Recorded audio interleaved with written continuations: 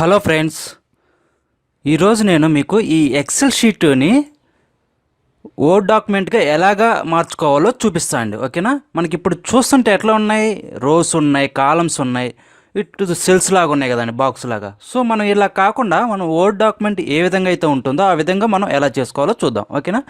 So ఏం లేదండి, simple. ఇక్కడ ఉంది కదండి వ్యూ, క్లిక్ చేయండి. క్లిక్ చేసిన తర్వాత గ్రిడ్ లైన్స్ అని క్లిక్ చేయండి. చూడండి, ఆ గ్రిడ్ లైన్స్ అన్నీ పోయినాయి. మనకి ఇప్పుడు చూస్తానికి ఎలాగుంది, వర్డ్ డాక్యుమెంట్ లాగే ఉంది. సో ఇక్కడ మనం కంఫర్టబుల్గా మనం ఏది కావాలంటే అది టైప్ చేసుకోవచ్చు, మనం కంటిన్యూ ఏం చేసుకోవచ్చు. లేదంటే ఇక్కడ టైప్ చేసిన తర్వాత ఇక్కడ మనం ఫర్ ఎగ్జాంపుల్ డేట్ అని అనుకోండి, ఇక్కడ ఇచ్చాం. నెక్స్ట్ ఇక్కడ ఒక టాపిక్ రాసుకోవాలనుకున్నాం, టాపిక్ రాసుకోండి. నెక్స్ట్ కొట్టినాకో ఎట్లాగా ఇంకేదన్నా టాపిక్స్, ఈ విధంగా మనం చేసుకొని వర్డ్ డాక్యుమెంట్ చేసుకున్న తర్వాత మనం ప్రింట్ ఇచ్చుకోవటం లేకపోతే సేవ్ చేసుకోవచ్చు అండి. ఓకేనా? ఈ విధంగా ఇచ్చిన తర్వాత మనం ఎట్లా ఉంటుందో డేటాతో మీకు చూపిస్తాను అండి. ఓకేనా?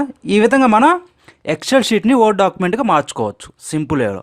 సో నేను ఒకటి శాంపుల్ చూపిస్తాను విత్ డేటా. చూడండి, ఈ డేటా ఉంది. సో మనకి ఇక్కడ చూస్తానికి ఎట్లా ఉంది, వర్డ్ డాక్యుమెంట్ లాగే ఉంది. సో మనం ప్రింట్ ఇచ్చినప్పుడు కూడా ఎలా ఉంటుందో చూద్దాం. నేను ప్రింట్ ఇస్తాను అండి. చూడండి, ప్రింట్ ఇచ్చిన తర్వాత మనకు ప్రివ్యూ ఎలాగుంది, సేమ్ వర్డ్ డాక్యుమెంట్ లాగే ఉంది. ఎక్సెల్ షీట్ అయితే బిఫోర్ ఎట్లాగుంది, మనకు లైన్స్ లేదు కాలమ్స్ రోస్ ఆ విధంగా ఉంది కదండి. ఇప్పుడు మనకి వర్డ్ డాక్యుమెంట్ లాగా కనిపిస్తుంది. సో ఈ విధంగా మనం ఎక్సెల్ షీట్ని వర్డ్ డాక్యుమెంట్గా కూడా మార్చుకోవచ్చు ఈజీగా. ఇక్కడైనా మనం లెటర్స్ కూడా టైప్ చేసుకోవచ్చు అండి. ఓకేనండి?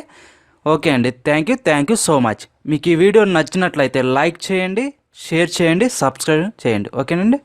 Thank you so much.